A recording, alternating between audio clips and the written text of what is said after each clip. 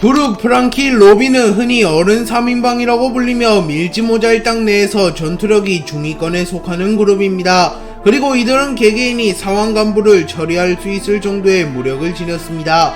그리고 이들은 과거 로빈이 블랙 마리아를, 프랑키가 사사키를 처리한 경험이 있었기에 이번에도 로빈이 블랙 마리아를, 프랑키가 사사키를 맡기로 하였고 브룩이 드레이크를 맡기로 결정합니다. 그리고 브룩, 프랑키, 로빈은 정찰을 통하여 블랙 마리아, 사사키, 드레이크가 어디 있는지 파악하게 되었고 곧바로 그들이 있는 곳으로 향합니다. 브룩은 드레이크가 있는 곳으로 향했으나 그곳에는 드레이크가 있지는 않았습니다. 그리고 그곳에는 호킨스가 있었고 브룩은 호킨스가 백수의 적단의 신우치라는 사실을 알았기에 드레이크를 대신하여 호킨스가 그 자리를 지키고 있었다고 생각합니다. 하지만 실상은 드레이크가 전쟁이 시작된 직후 해군 측에서 심어놓은 스파이이자 기밀 특수부대의 대장이라는 것이 발각되어 카이도우의 명령에 의하여 토비로포직을 빼앗기고 우동에 수감되었던 것입니다. 하지만 브룩은 이 사실을 눈치채지 못하였기에 드레이크가 오기 전에 호킨스를 쓰러뜨려야만 한다고 생각합니다.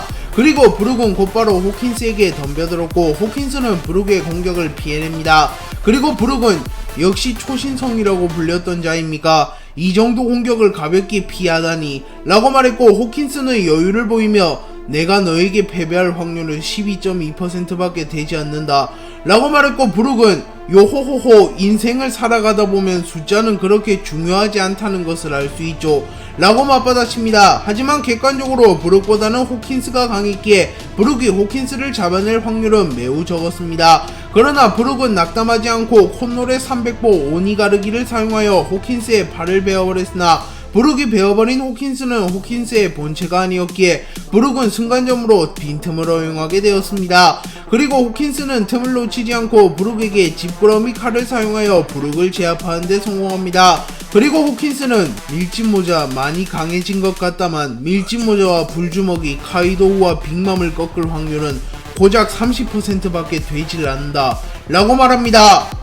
드레이크는 전보벌레를 사용하여 빅맘과 카이도우 연합이 탄생한 것과 루피와 에이스가 와노쿠니로 오고 있다는 소식을 해군에게 전달하다가 호킨스에게 발각되었고 호킨스는 이 소식을 카이도우에게 전하였고 결국 드레이크는 카이도우에게 제압당한 이후 우동의 감옥에 수감되게 되었습니다. 그리고 드레이크는 그곳에서 키드를 만나게 되었고 드레이크는 키드를 이용하여 자신도 감옥에서 빠져나가려고 하였기에 키드에게 현재의 상황을 알려줍니다. 그리고 키드는 우동의 경비가 느슨해진 틈을 타 우동의 감옥에서 탈출하려 하였고 자신에게 수모를 준 카이도우에게 복수하겠다고 말합니다. 그리고 키드는 곧바로 폐왕색 패기를 사용하여 우동의 감옥을 지키는 잡조를 모조리 기절시켰고 드레이크는 자신과 함께 신분을 위장하여 백수의 적단에 잠입해 있는 자신의 수하에게 해로석 수갑을 열 수 있는 열쇠를 구해오라고 명령했고 드레이크의 부하는 머지않아 열쇠를 구해왔고 키드와 드레이크는 우동의 감옥에서 탈옥하는데 성공합니다.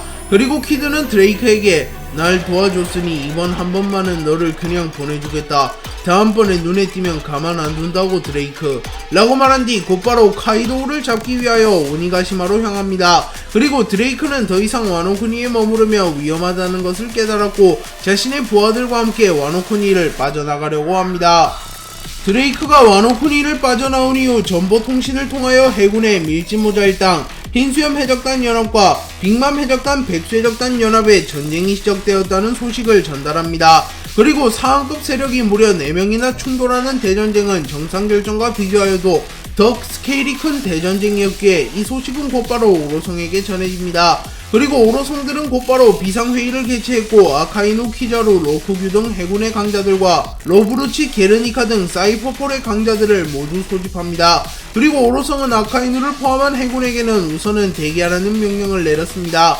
그러나 로쿠규는 명령에 불복종하는 듯한 모습을 보이며 자신이 직접 와노쿠니로 가겠다고 말합니다. 그러나 오로성의 간디는 단호한 표정을 지으며 사왕들의 전쟁에선 이놈이 뭘 하겠다는 거냐, 카이도우, 빅맘, 밀짚모자 넌 그 누구도 이길 수 없다. 만약 네가 그들의 싸움에 휘말려 죽게 된다면 해군의 전력은 크게 감소한다. 우선 대기해라 로쿠규 라고 말했고 로쿠규도 워낙 중대한 사항이었기에 이번만큼은 고집을 꺾고 오로성의 명령을 따릅니다. 그리고 아카이누가 그럼 이대로 지켜볼 것입니까? 승자의 기세는 더욱 높아져 그 누구도 막을 수 없는 악의 진격이 되어 돌아올 것입니다. 라고 말했고, 흰수염의 오로성은 우선 사이퍼폴이 신분을 숨긴 채 와노쿠니로 향해라. 러브루치, 카이도우와 밀짚모자 중 더 위험해 보이는 인자를 급습하여 제거하게.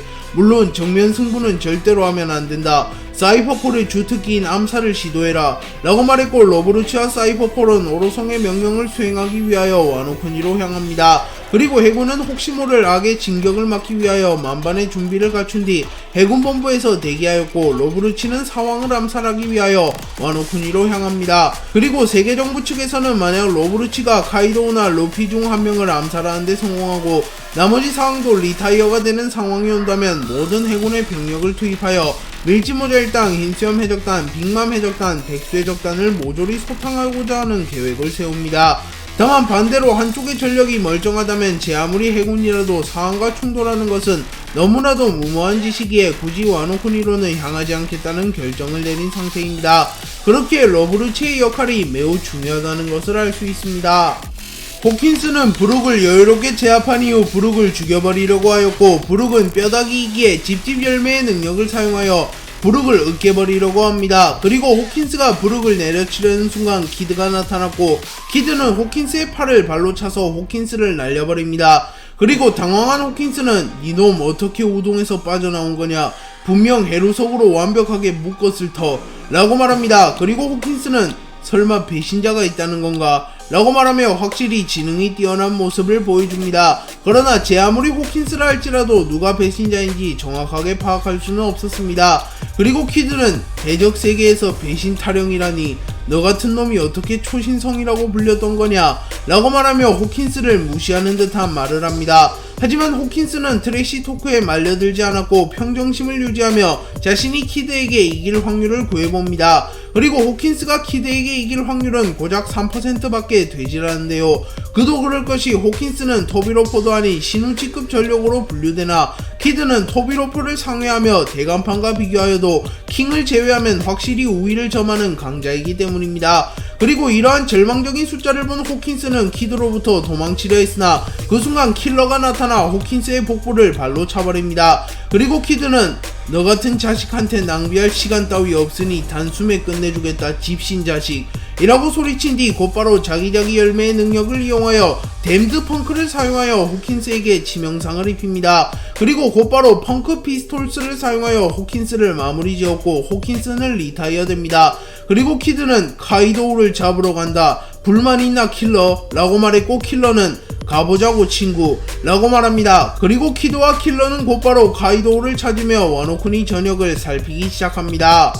사사키를 찾아다니던 프랑키는 마침내 사사키를 만나게 되었고, 프랑키는 사사키를 발견하자마자 프랑키 장군으로 변신한 뒤 사사키에게 스트롱 라이트를 날려버립니다. 그리고 사사키는 견문색 패기를 사용하여 프랑키의 공격을 미리 감지하였으나 프랑키의 공격을 완벽하게 피하진 못합니다. 그리고 사사키는 프랑키가 자신의 상대라는 것을 깨달았고 자신들의 수하들에게 다른 곳을 지원해주라고 말하였고 사사키와 프랑키의 1대1 대결이 성사됩니다. 그리고 사사키는 프랑키와의 대결이 시작되자마자 악마의 열매 능력을 사용하여 트리케라톱스로 변신하였고 곧바로 프랑키를 들이박으려고 합니다. 하지만 프랑키는 이미 사사키와 싸워본 적이 있었기에 사사키가 자신에게 돌진해오자 곧바로 공중으로 튀어오른 뒤 사사키에게 레디컬빔을 쏴버립니다. 참고로 레디컬빔은 과거 사사키를 쓰러뜨렸던 프랑키의 가장 강력한 기술입니다. 그리고 레디컬빔을 정통으로 맞은 사사키는 큰 충격을 입었고 곧바로 인수형으로 모습을 바꾸며 전력으로 전투에 임합니다. 그리고 프랑키는 곧바로 사사키에게 달려가 수플렉스를 시도했으나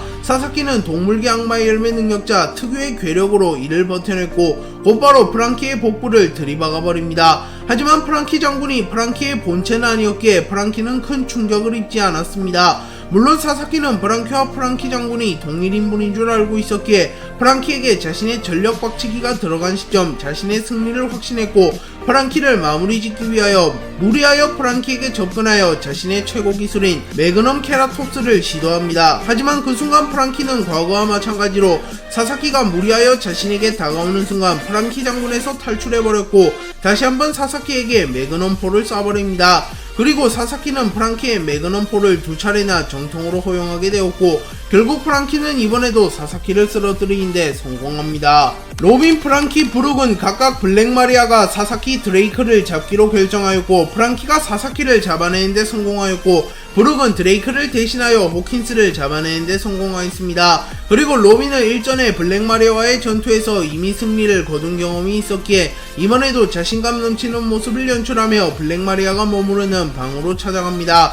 그리고 로빈과 블랙 마리아는 마침내 조우하게 되었습니다. 그리고 블랙 마리아는 로빈이 자신을 먼저 찾아온 것을 보며 기다리고 있었다 니코 로빈이라고 말합니다. 그러자 로빈은 우리가 인사를 나눌 사이는 아니지 않지? 라고 말한 뒤 곧바로 그랑플루르를 사용하여 블랙 마리아를 공격하였고 블랙 마리아는 곧바로 거미거미 열매 모델 로사미갈레 그라보겔리를 사용하여 인수용으로 변신하였고 로빈에게 오일한 너클을 사용하여 로빈에게 데미지를 주는데 성공합니다. 그리고 곧바로 블랙 마리아는 환물을 사용하여 로빈에게 환각을 보여주기 시작하였고 로빈에게 하고알과 로빈의 어머니인 니코 올비아의 모습을 보여줍니다. 하지만 로빈은 과거 이미 블랙 마리아의 환무에 당한 적이 있었기에 지금 자신의 눈앞에 보이는 하고알과 올비아가 진짜가 아니라 환영이라는 것을 알았기에 전혀 동요하지 않는 모습을 보였습니다. 그리고 로빈은 데모니오 플루르를 사용하였고 블랙 마리아는 마치 악마처럼 변신한 로빈의 형상을 보고 겁먹은 듯한 모습을 보였고 로빈은 블랙 마리아를 쉽게 제압하는 데 성공합니다. 그리고 로빈은 블랙 마리아를 쓰러뜨린 이후 로드 포네그리프의 복사본을 따기 위하여 곧바로 로드 포네그리프가 있는 곳으로 향합니다.